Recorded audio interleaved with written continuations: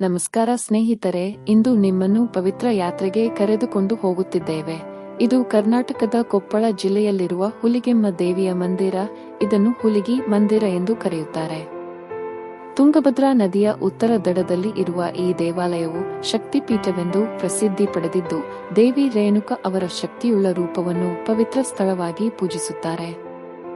ದೇವಿ ರೇಣುಕ, ಭಗವಾನ್ ಪರಶುರಾಮನ ತಾಯಿ, ಅವರ ಅದ್ಭುತ ಕಥೆ ಈ ದೇವಾಲಯವನ್ನು ಮತ್ತಷ್ಟು ವಿಶೇಷವಾಗಿಸುತ್ತದೆ.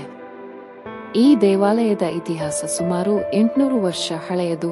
ಹೊಯ್ಸಳ ಸಾಮ್ರಾಜ್ಯದ ಕಾಲದಲ್ಲಿ ನಿರ್ಮಿಸಲ್ಪಟ್ಟ ಈ ದೇವಾಲಯವು ಭಕ್ತರಿಗೆ ಅಪಾರ ಶ್ರದ್ಧೆಯ ಕೇಂದ್ರವಾಗಿದೆ.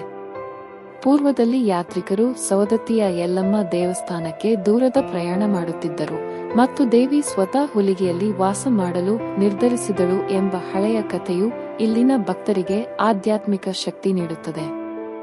ಪ್ರತಿ ವರ್ಷ ನಡೆಯುವ ಹುಲಿಗೆಮ್ಮ ಉತ್ಸವದಲ್ಲಿ ದೇಶದಾದ್ಯಂತದಿಂದ ಬಂದ ಭಕ್ತರು ಹಸಿರು ಸೀರೆ, ಹೂವು, ಹಣ್ಣುಗಳನ್ನು ಅರ್ಪಿಸುತ್ತಾರೆ ಮತ್ತು ದೇವಿಯ ವಿಶೇಷ ಪೂಜೆಯಲ್ಲಿ ಭಾಗವಹಿಸುತ್ತಾರೆ.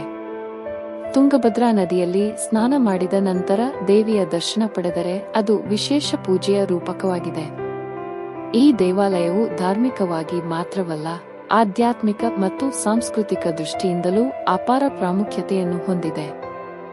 ದೇವಿ ಹುಲಿಗೆಮ್ಮ ಅವರ ಆರಾಧನೆಯು ಭಕ್ತರಿಗೆ ಶಾಂತಿ ಮತ್ತು ಸಂತೃಪ್ತಿ ತರುತ್ತದೆ. ನಿಮಗೆ ಈ ಯಾತ್ರೆಯ ಬಗ್ಗೆ ಹಂಚಿಕೊಂಡಂತೆ ಈ ಪವಿತ್ರ ಕ್ಷೇತ್ರಕ್ಕೆ ನೀವು ಭೇಟಿ ನೀಡಲು ಇಚ್ಛಿಸುತ್ತೀರಾ? ನಮ್ಮ ಚಾನೆಲ್ ಅನ್ನು ಸಬ್ಸ್ಕ್ರೈಬ್, ಲೈಕ್ ಮತ್ತು ಕಾಮೆಂಟ್ ಮಾಡಿ. ಧನ್ಯವಾದಗಳು.